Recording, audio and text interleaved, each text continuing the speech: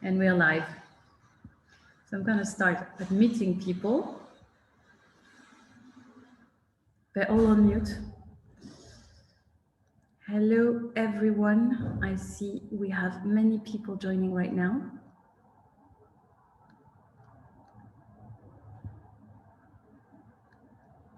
Now, there's a lot of people joining. That's great.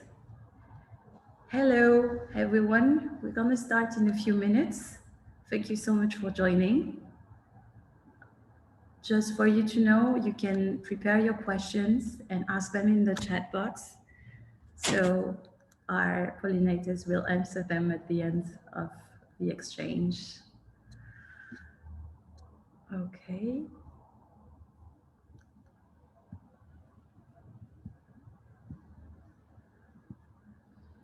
Right. We have more people joining. Wow, it's a worldwide crowd. I believe we have people from everywhere right now. Feel free to write in the chat box where you're from, everyone.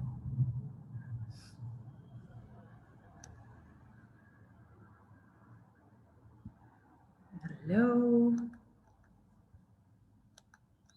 2 more minutes and we will start this conversation.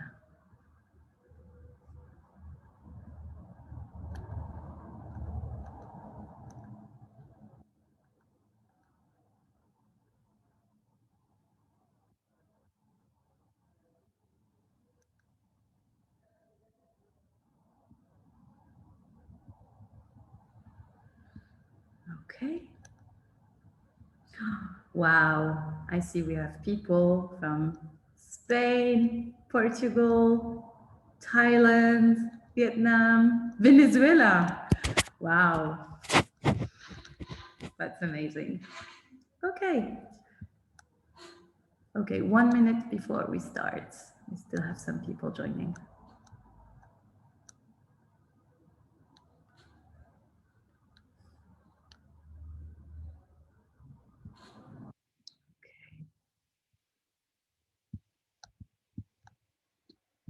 Here we go. Okay, I'm gonna start now and then we'll have more people joining, I guess. Hello, everyone. I am delighted to welcome you all today to present this new edition of Curators Conversation titled Of Hunters and Gatherers after the project of the same name. Of Hunters and Gatherers is part of the Pollination program launched by the Factory Contemporary Arts Center, our partner for this talk. My name is Aude Quinchon. I'm head of communication of Art Curator Grid, the community that makes exhibitions a reality. If you're willing to learn more about our platform and our mission, please visit www.artcuratorgrid.com. Now, let me just say a few words about The Plus. The Plus is a digital content series launched by Art Curator Grid, hosted in partnership with various international arts organizations that connects curators from around the world to explore resonant topics in contemporary arts and culture. The Plus aims to bring curatorial communities together and cultivate new ideas and collaboration. A few months ago, we had the privilege of learning about the mission of Zoe Butt, the artistic director of the factory in Vietnam, in an in-depth interview conducted by the editor-in-chief of our magazine Curtain, Cristina Sanchez-Cosireva. In her portrait, Zoe shared these words about the factory's mission: to deepen the interdisciplinary nature and necessary experimentation of the artistic inquiry via the delivery of curated exhibitions and public programs. At Art Curator Grid, we are firm believers curators build the bridges between the artist and the public. And if they are the architects of those bridges, the institutions are the civil engineering. One cannot exist without the other. The institution, the artist, the public, and of course the curators are all key players of the art realm's ecosystem. This led to the idea of partnering with the factory to plan a new edition of our Curators Conversation. This time, it will be about the close collaboration and strong links between the artists and the curators of their exhibition. After some discussion with Zoe, it became clear to us that it would be interesting to bring together the curators of the Pollination program to discuss the richness of their collaboration with the artists. What defines curators' mission in regard to the artists they connect to the rest of the world? What makes a curator's work relevant to her or his or their relationship with the artists? What responsibility does the curator have for the messages that the artist, she or he or they are presenting, wishes to convey? Today, we are very happy to welcome three curators, Lyra and Kitima, who are going to reflect on their process of working with two fantastic artists on the Hunters project, Marianto and, excuse my accent, Wangsak Anuwatwimon, sorry. I'm very proud to introduce this conversation, which is the result of a close collaboration between three passionate curators, Kitima Shariprasit, Mira Astrinitias, and Dito Yuwono, under the aegis of Zoe Butt. Together, they will unpack the challenges at stake while developing their joint project of Hunters and Gatherers in time of a pandemic. I now leave the floor to the moderator of this conversation, Zoe, and wish you all a very pleasant talk. Thank you, Aude, and thank you to Art Curator Grid for the chance to share tonight. I'm not going to go into any biodata about any of us. You can find that online. We've got one precious hour to share a whole more than 1 year's worth of work.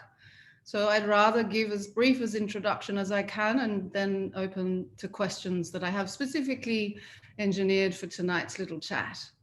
But to begin, I thought I might just say that one of the reasons Southeast Asia is so fascinating to me, and has been even from when I started out in the field as a museum curator, I'm quite struck by how the development of a contemporary art in this region really started with informal curator to artist networks on the ground.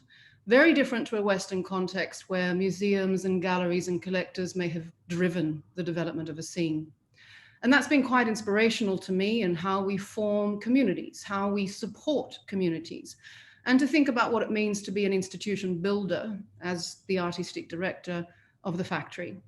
So just to share a little bit about the factory to begin, I'll just share a little bit of imagery. The factory is Vietnam's first purpose-built space for contemporary art. And we were founded in 2016 by an artist, T. R. Thuy. And our mission is to raise the awareness of art and artists in society. And we do that by thinking about, first and foremost, artistic research. And so that means that my team and I, and we all have the team is small, but we have big ideas, and we do things not only in Vietnam, but also across Southeast Asia. And Pollination is one of those programs. Here you can see just a few images of the various multidisciplinary activities that take place inside our art center. So to think about what it means to be an institutional curator, or what it means to be a freelance curator, how do we actually support artists? And what kinds of programs are we most inclined to learn with? And that's been something that's really driven how I work with curators, how I have mentored or become very close friends with not only curators, but many artists in the process.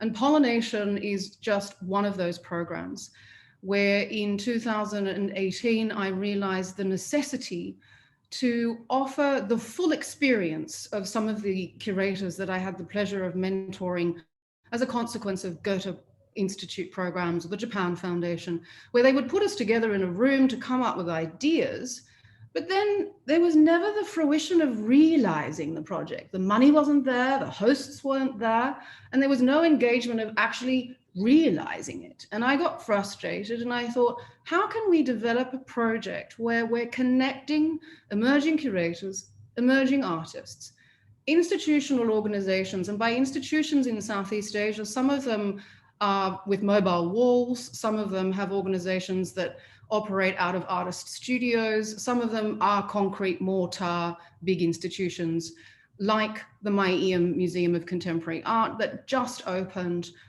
the Hunters, which is a part of this year's Pollination, where we have Leah from Indonesia, Mira and Dito, who are based and calling in from Yogyakarta.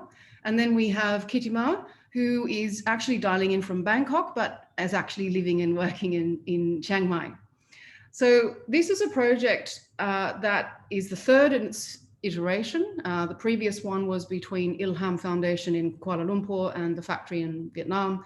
The first iteration was with some Fund for Arts and Ecology in Indonesia and Vietnam. And I have to say a massive shout out to Natasha Siddhartha and Eric Booth, if you're in the room. None of this particular iteration could have happened without you. So to move forward into thinking about how artists drive research and how we think about projects with cause. And that was a big part of what love I have of this program, is that I learn with the artists and the causes that they're committed to. And this particular edition has hunters and gatherers. And Dito and Mira and Kitima tonight will unpack that a bit further with you. And what we will reveal, hopefully, is how artistic methodology impacts curators' decision on content, display, and the ensuing discussions, the writing, the talking, the performative nature of what we learn from artists. And all of this links back into the factory's mission, which is to show that artists are integral, interdisciplinary thinkers of a broad cross-section of society today. So my first question to pollinators, I call them pollinators, is you've had a year to develop new work with Marianto in Indonesia and Rungsak in Thailand. And you've chosen early on to accompany the artists on their field research. Is this a usual habit when you work with artists? And if no, what have the benefits been, what have been afforded? What expectations have you had in undertaking this kind of observation participation? So thank you. Okay, you want to share the screen, Dito? Yeah, share the screen. Okay.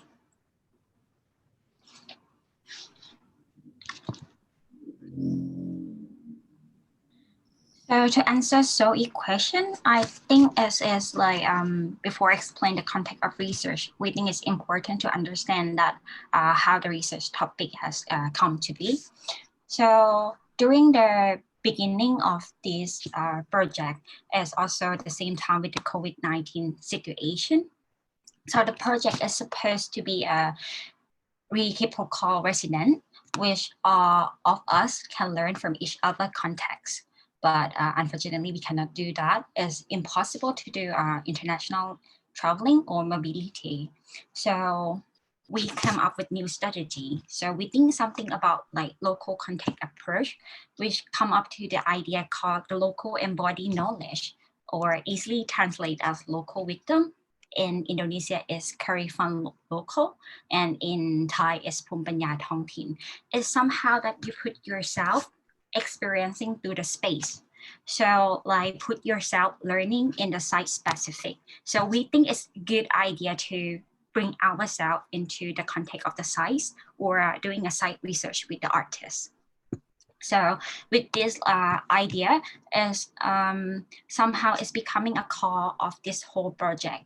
If everything was gravitate around it, something like that was this idea becoming a core of the things before we following what we think is local into the trail of the hunter.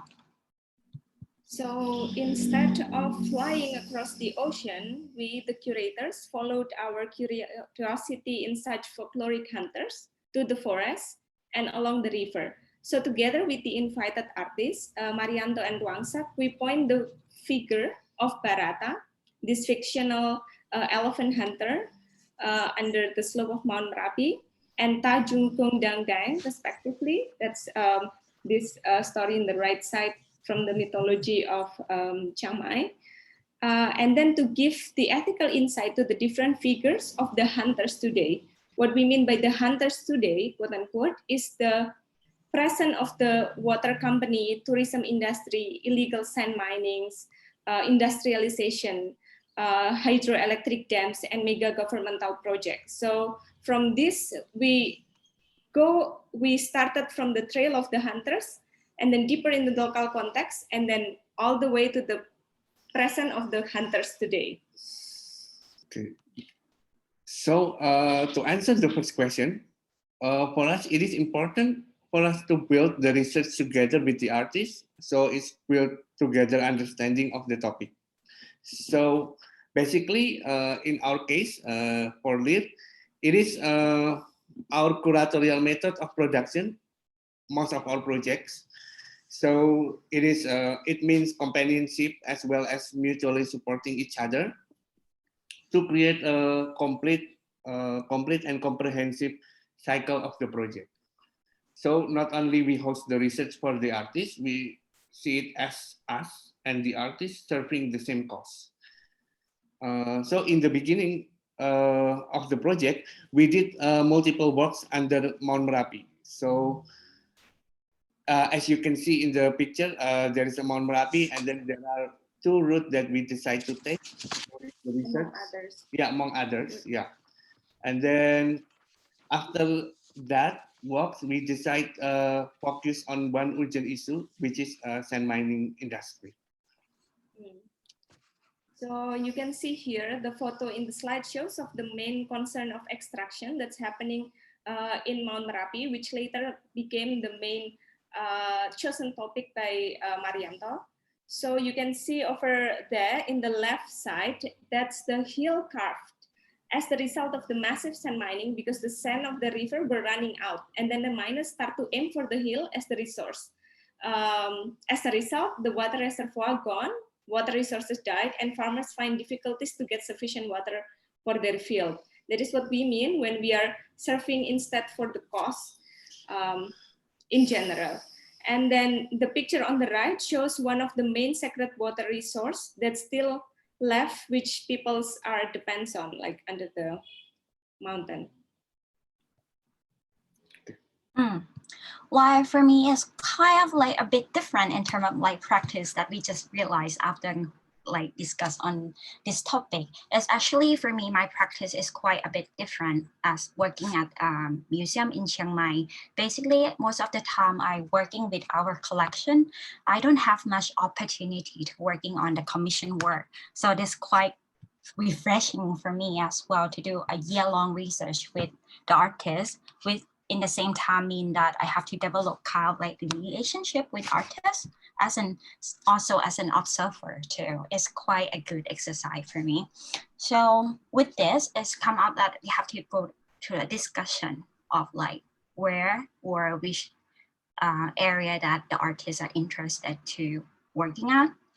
So we're looking at the issue of Mekong River, which is a border between Thai and Laos here. So we decided to have like kind of like 15-day road trip from Loi to Chiang Mai by car. And with this, we both of us, like Ryung Sak and I, not come from the area. We go there as an observer. While I am also the observe artist, the artist also observe the local as well.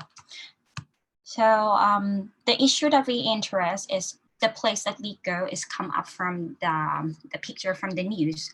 Like suddenly from last 2 years, from 2019, Mekong River ecology has been changed because of the operate of the Lower Mekong Dam, the first one at Sayaburi, which is a 200 kilometer away from Thailand.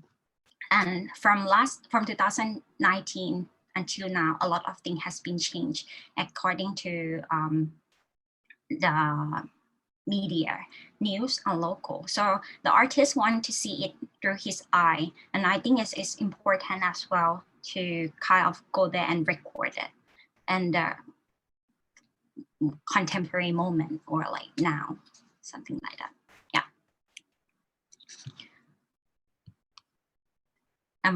Yeah. So, okay. So that would lead to my next question, which is looking at how Marianto and Ryung Sak are both working with contexts and histories that are politically contentious. So can you give some background here on why their projects are deemed potentially difficult and what considerations you've had to take into account in liaising with the artists? Okay, so since the beginning, we already know Marianto, he is often working closely on the topic of different mining industry and nature exploitation issue around the Indonesia. So as you can see in the picture here, so we can see on the left side, it's Pandora Box on 2017. And also on the right, it's Brimming in Wonocolo 2015, which he did for the Jakarta Biennale, if I'm not mistaken. So when we invite him, we had several conversations before around the sand mining industry, which might be politically contentious. So this is why we decided to slowly go around the topic through the researchers. Yeah. So to give a little bit of background on what's happening under the mountain of Merapi, basically smaller scale sand mining industry can be traced back from the 80s. But later, the government allowed heavy machinery to be used on the river to reduce the volume of the volcanic material.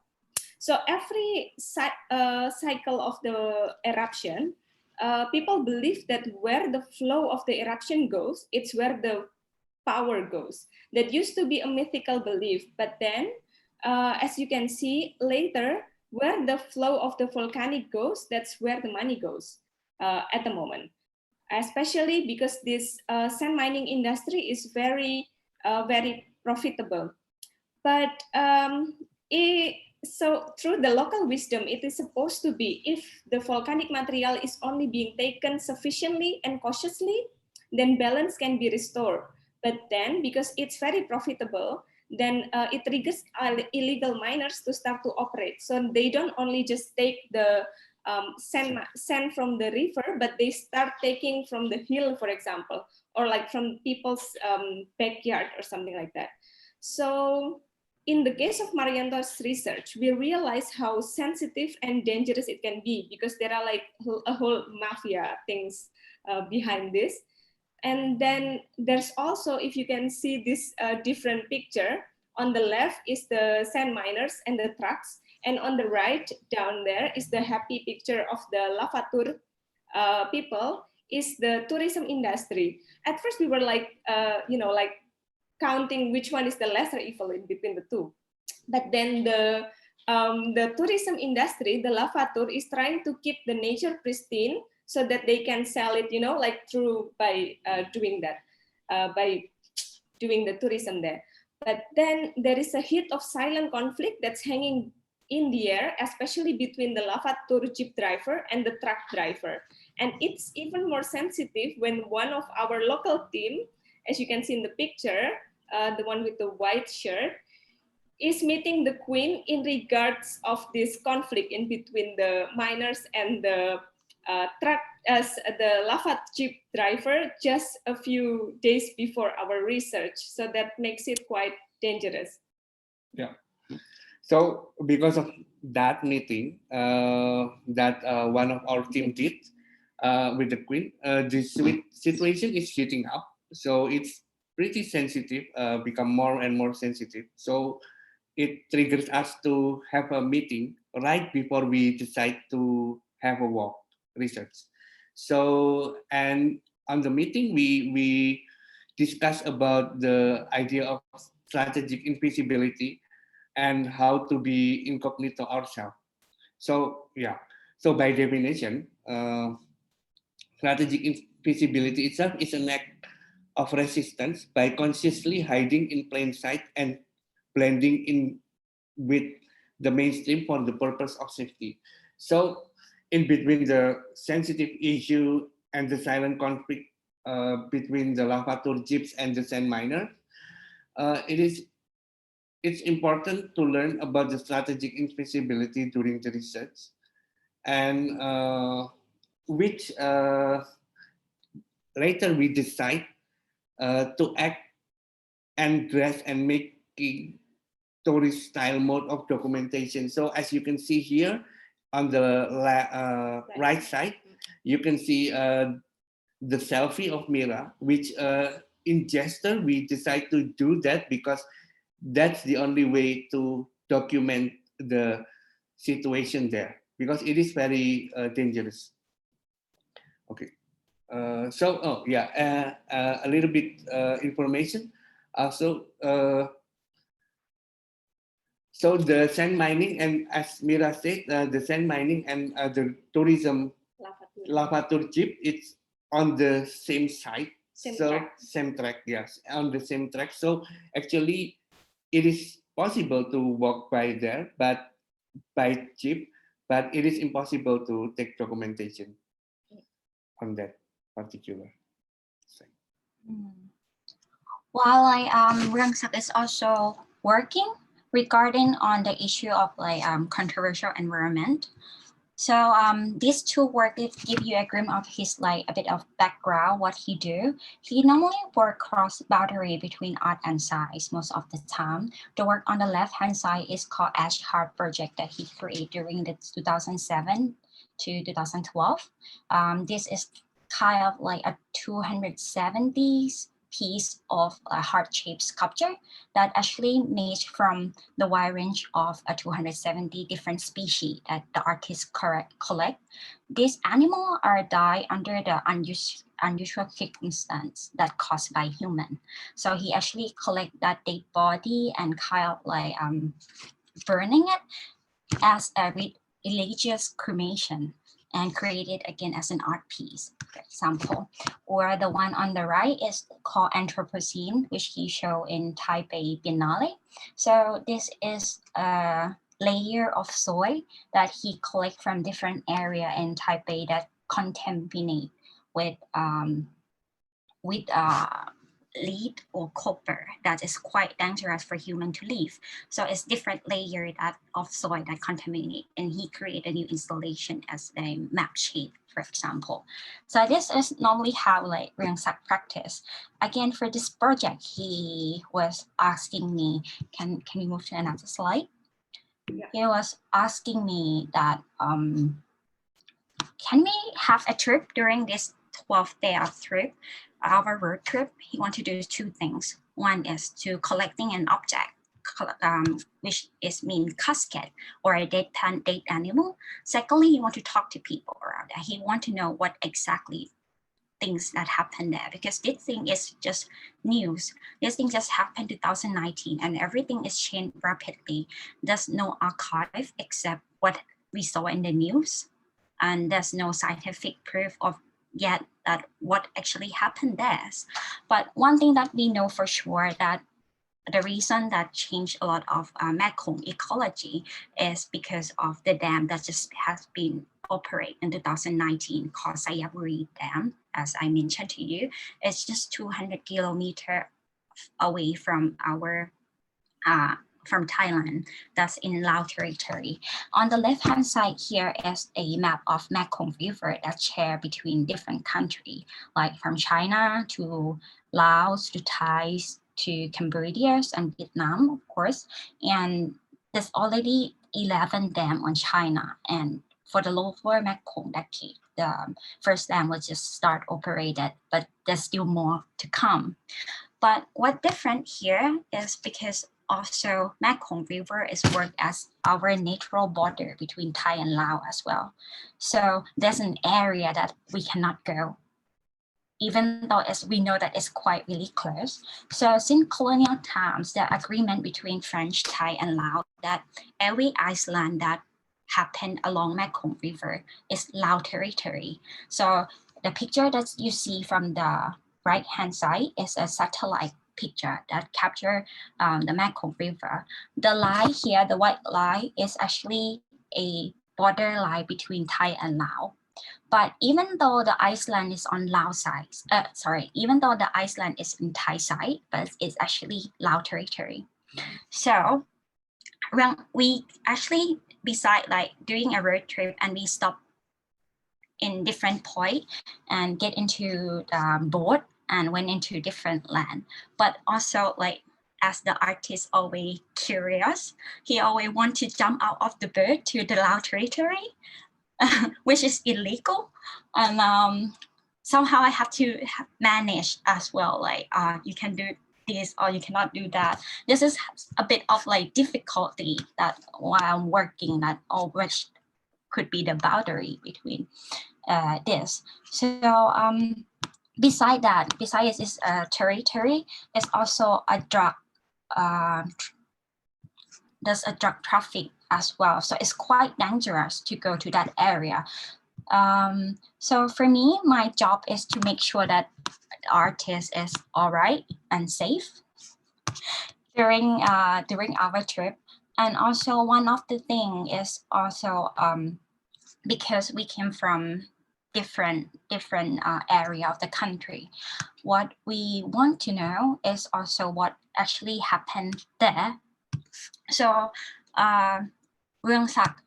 require that we need to talk to local. So instead of listening to one people, we have to listen to different people without like judgment, hate.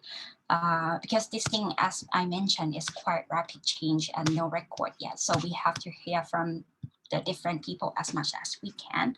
And this can be turned to be a video documentary that we want to use in the exhibition along with the art installation. So we actually talking to different people to get that collecting more information, like from the fisherman who use a local traditional method, or a fisherman who use new advanced technologies, or we talk to the government authority who pro dam, for example. So different sound with this give us a different perspective as well.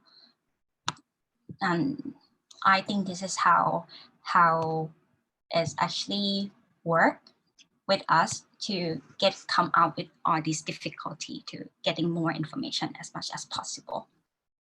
Yeah. Thank you, Fatima. I love reliving all of this process because I do remember when you guys were sending me photographs from beneath Merapi and then whilst you were on the road, Kitima. So I'm aware that Marianto and Rungsak are both collectors of sorts. We have Marianto collecting stories. We have Rungsak collecting specimens. As curators accompanying the process, what ethical or archival processes do you observe on the part of the artist? And do you feel at all that it is your responsibility to assist in ensuring that the information is collected, recorded in a particular way? Okay, so since Japanese language is not really Marianto's mother tongue, so he is very conscious with it and how polite he can be perceived. So in choosing the research team, we need to find the local people or collaborators that Marianto is comfortable with and resourceful at the same time. So for example, as you see, there are 4 people, and this guy, the guy with black shirt, is Mas Angga, which is he also become our guide, but at the same time he is a local authority. So we and artists did several conversations with people who are affected by sand mining industry, but not with the sand miners, because again, it can be very, very dangerous. So for this project, we, LIR, have a local affinity to the space and also act as the bridge between the artist and everyone connected to the research. So Marianto, we connected Marianto with the Mas Angga and also with the others locals. Okay, so as for the archives after the research, we actually have different archival impulse. So LIR has local affinity to the space, and together with the artist, we collect the story. But during that process, Marianto is collecting the imagery of the research. And as a collector of imagery of the research, Marianto is creating an almost documentary artistic result. While we, as the curator, we produce different but complementary set of research report, essay, and several texts as a reminder of the information collected to make sure that it is correctly recorded, So in the case of Marianto, he's trying to make sense of everything that we saw and everything that we experienced, like physically, because we did a lot of walks, through the painting and through the installation that he did. Whereas us, we try to make sense through the writing. So if you can see here in the picture, on the left is the actual work that we did. And then that's like the size of the Merapi peak that we can see. And that's translated into the painting that's in the middle. And then on the left side, that is the actual scene of the sand miners, like carving the hill, the illegal sand miners carving the hill. And then Marianto create this beautiful painting, but without the people, like completely omitting the people. And Wangsak.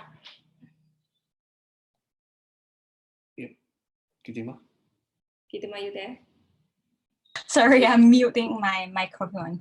Sorry, for Yangsak is like an agreement since the beginning before we went out to the trip that he wanted to do two things as mentioned. One is collecting the caskets to making an diorama sculpture installation. Secondly, he wants to know more about like what happened there from the local voice. So we're gonna collect two things, there's this object and sound.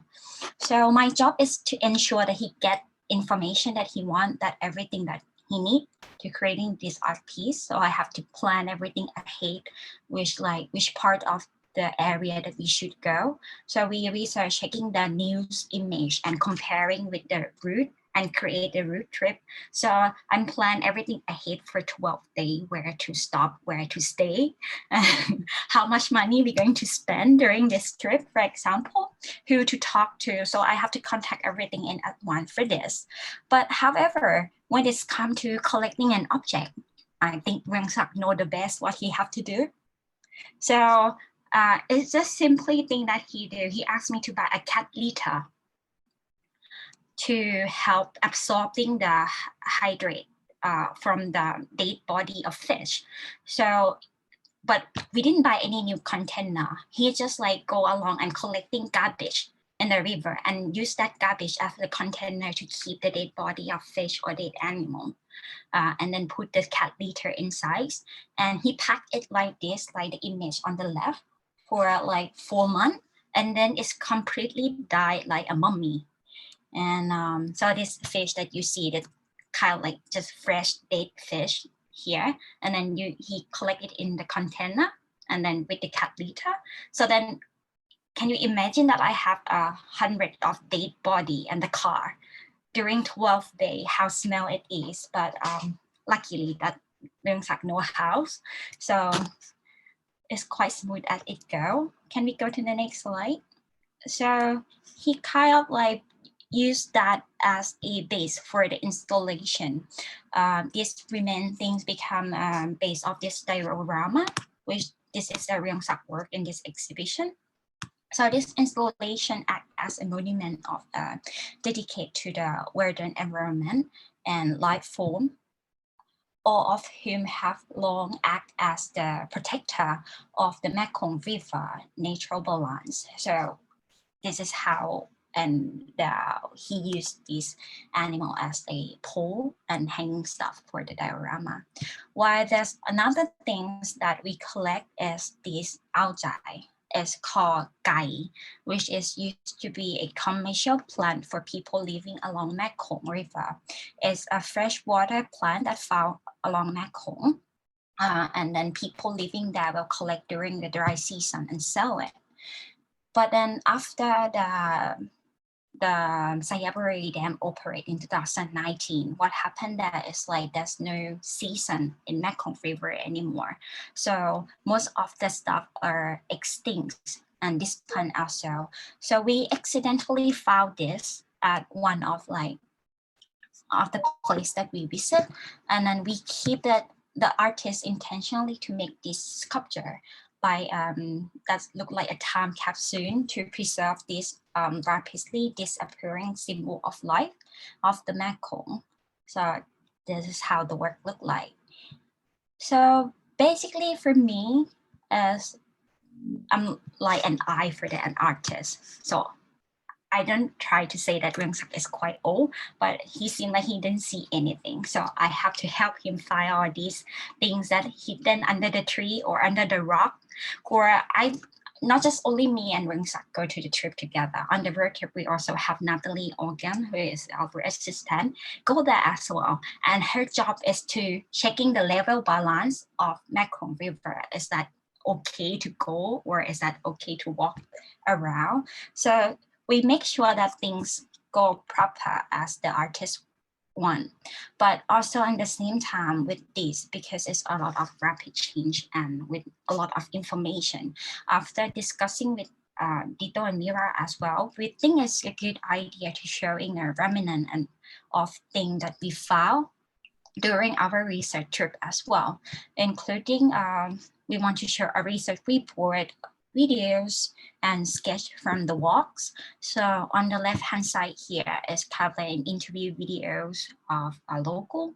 On the left one on the shelf is color that Rungsak like specifically ordered from China. It's a natural mineral things that he uses as the pen of the color of Mekong River. While on the right image is a full videos from Dito and Mira on their road trip to the Mount Merapi, and also the first idea from Marianto on his sketch.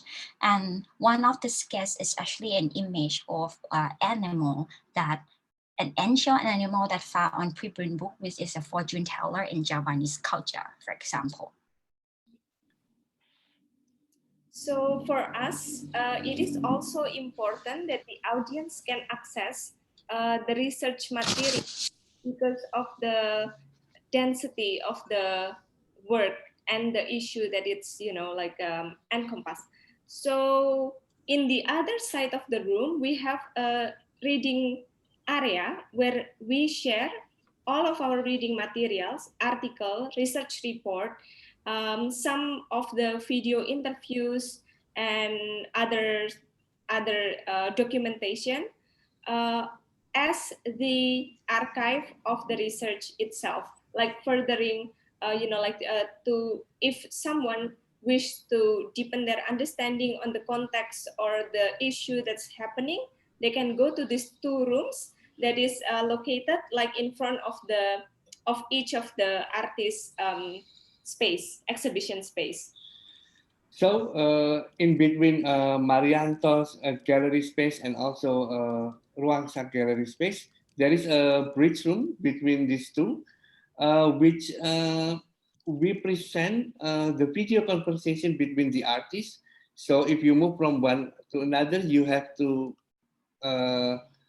walk through this video, and you can hear the train of thought of the artist and their concern in relation to the topic of the research for about 1.5 hours long video.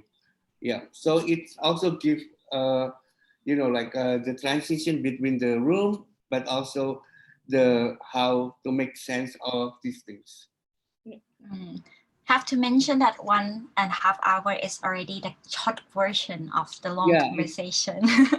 It's two days conversation, 3 hour long. It's impossible to stop Rungsak and Marianto talking about their own issues. Yeah, and I think that's a credit to the project that was able to be so the camaraderie between these two artists, because they've never met. So I think that was actually cool to be able to get that recorded.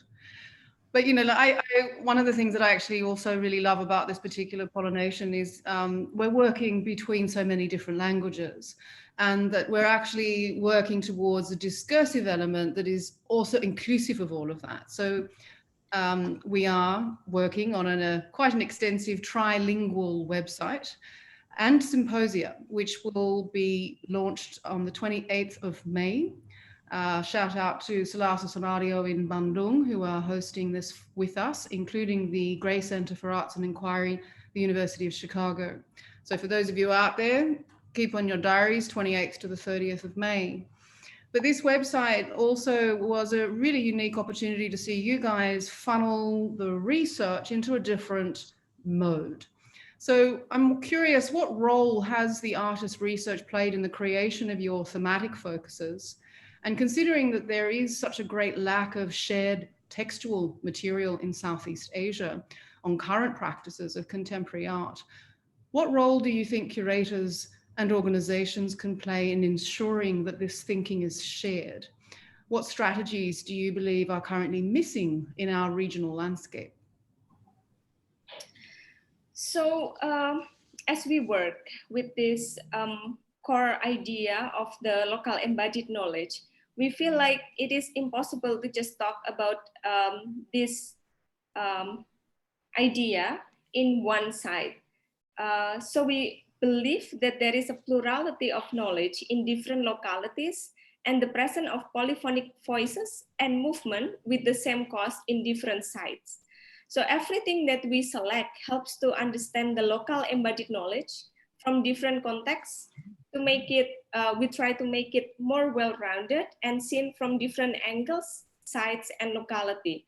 So the idea of extraction that was first explored to the tale of the two hunters and the field research, and then later presented at the Hunters exhibition, is later explored through the many contexts by gathering the artists and the writers, and that will be presented as the gatherer. That is the online symposium in Selasar Sunario. And then meanwhile, everything that is later archived and will be presented on the website, which also will be launched during the symposium on the 28th May. So the text itself being translated in English, Indonesian, and Thai to be more accessible and broaden the knowledge. The website helps us to see the bigger picture and also kind of gather people who share the same cause, but in a different context, whether it is regional or even wider.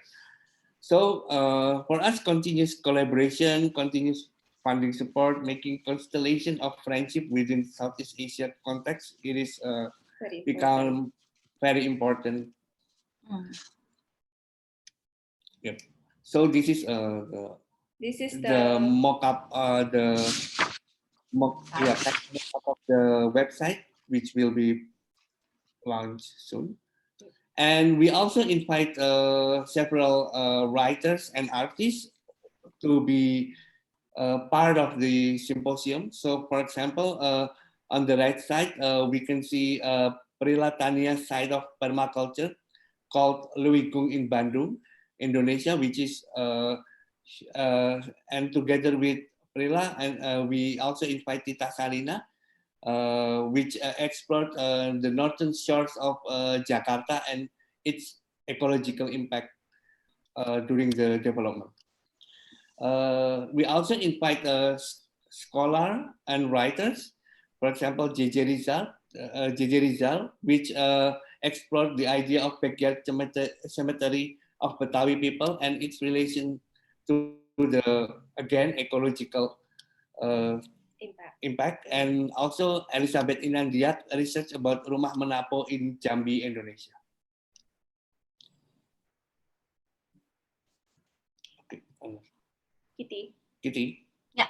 Why like for a Thai side, I also invite contributor from Thais and non-Thai to share their opinion in different issue. For example, with Wood Chalanan here, is this dam belong to neighbor. Wood is an artist who have chance to do a site visit at Sayaburi Dam before it's operate.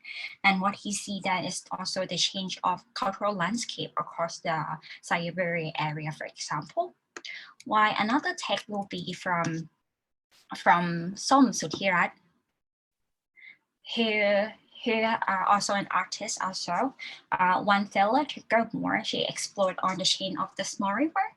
And to the bigger one, from like the river that close to her home to the one that is broader and bigger, from different issue as well. Why also another one is from Napak Seseri. So his text is regarded on what we think about when we think about extinction in or from Southeast Asia, for example. So his work also like explore the extinction in Southeast Asia from ruffle time in Singapore and comparing to Thai context as well. Not just only this, we also have another text from the first curriculum, and I noticed that Toto Apijan is here and also Pujita, both of them are co-writer for the text. And it's really brilliant text talking about the Iceland, the artificial Iceland in Malaysia that's funded by China. And I think it's also really important to see how not just the issue that happened only along Mekong, but other sides of Southeast Asia as well. And to also answer Zoe's question as someone working in the private institution in Chiang Mai, in a small museum in Thailand, I think I have to shout out to the Pollination project as well. That is a good starting point that we as someone in Southeast Asia can have opportunity to working together. And I think we have to continue this mission and connection. Like I also have this discussion with Mira and Dito that it's easier from Indonesian curator to working with European or somewhere in America rather working with people in Thailand. So like I found it's so strange change that it's hard to connect people in the region, but it's easier to connect people from this region to another region. So I think the pollination was is a good starting point and it should be continue to, yeah. I totally agree, and I hope we do continue. And I'd love all the pollinators since 2018 to be in one place. We're working on that. But, you know, a big part of pollination is the curatorial advisors. So every edition has a new organization, funder, artist, curator, and a curatorial advisor. And that advisor walks the walk with the project in mentoring.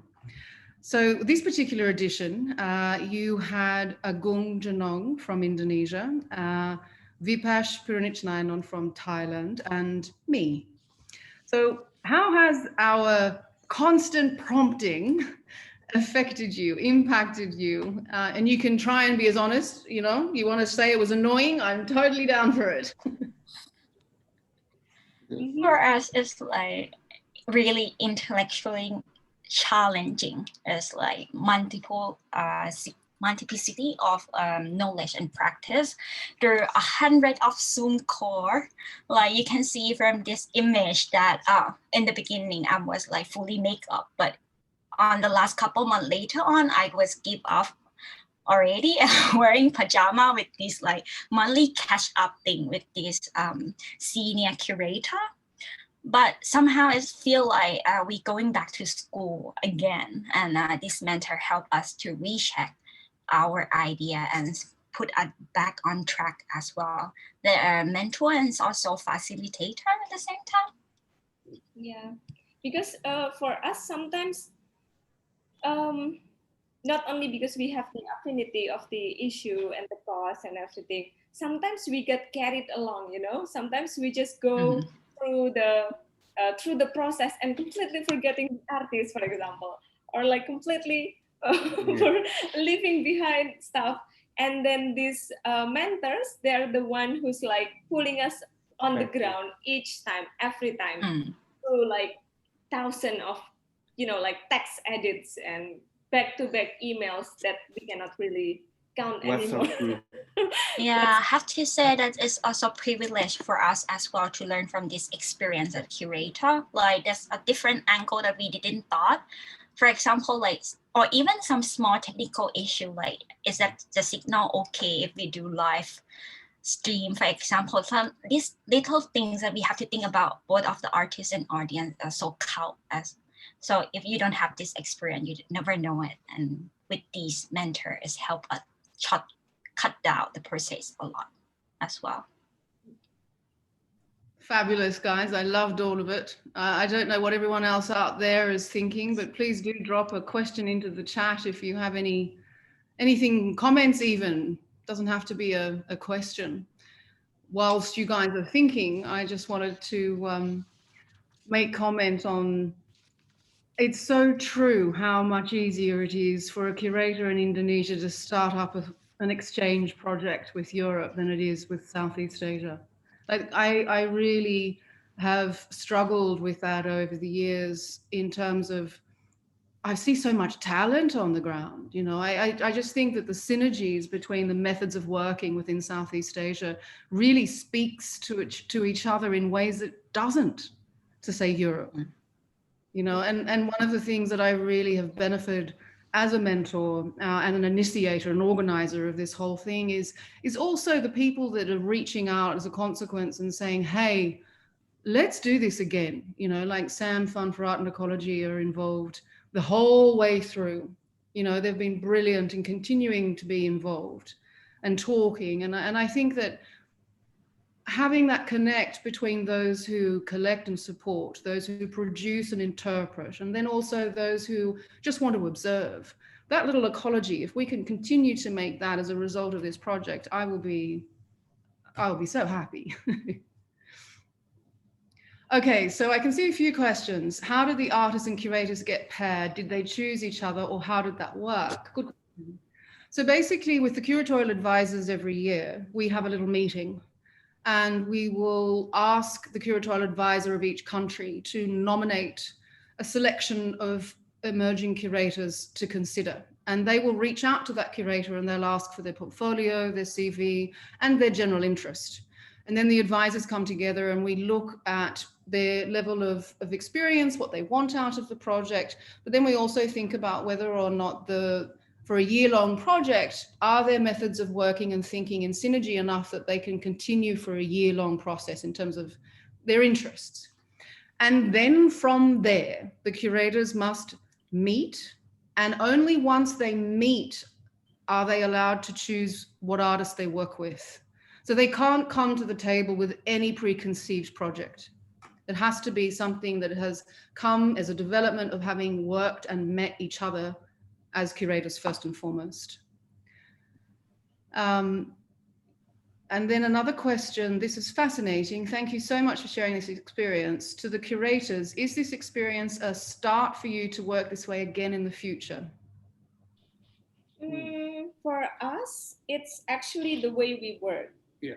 So this is the mode and the method, like the habit, like the usual, like our usual habit. Working method.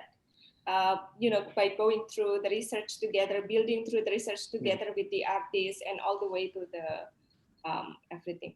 But to actually create a wholesome project with all the, you know, discursive website, text commissioning and everything, that's really like a big opportunity that we can only do here with at all this the moment, with all the resources and the time because of the pandemic and everything. So that's something that we probably will do again. That's actually what we consider for our next project. Frankly speaking, if like the financial allow us and also the time allow us to do this as well, because with this we get a generosity supporting from different institutions. So we have chance to working on some certain budget that is allow us to reach out to different contributor to help us on this as well. And it's also privileged to expand this knowledge by having these 3 languages and the website all working, because like with non-English speaking country, you have to have 2 languages, and translating is another burden things as well, and it's cost a lot of money. So it's really hard to do count like 3 language, trilingual things project, but I wish in the future, of course.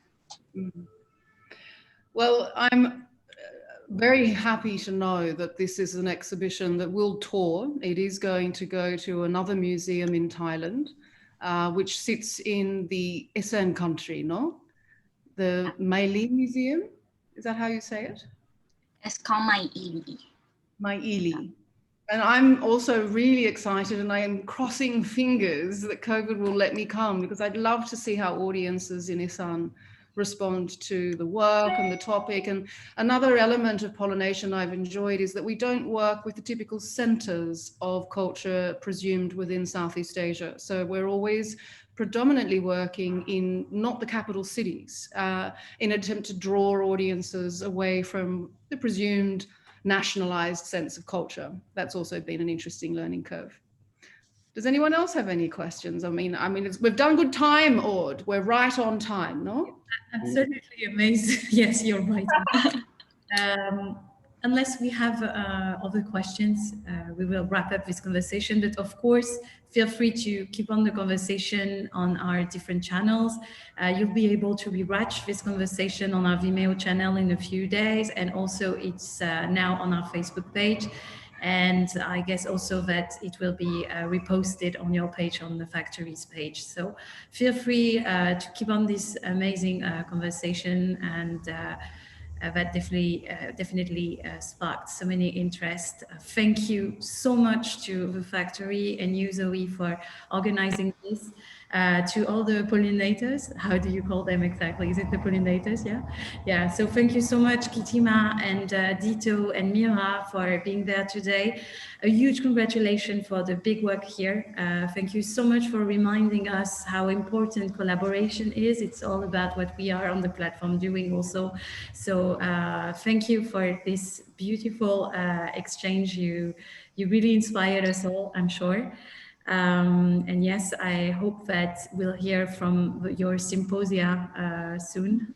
I heard that it will be happening on the 28th of May. So good luck on preparing everything and launching also these ambitious websites.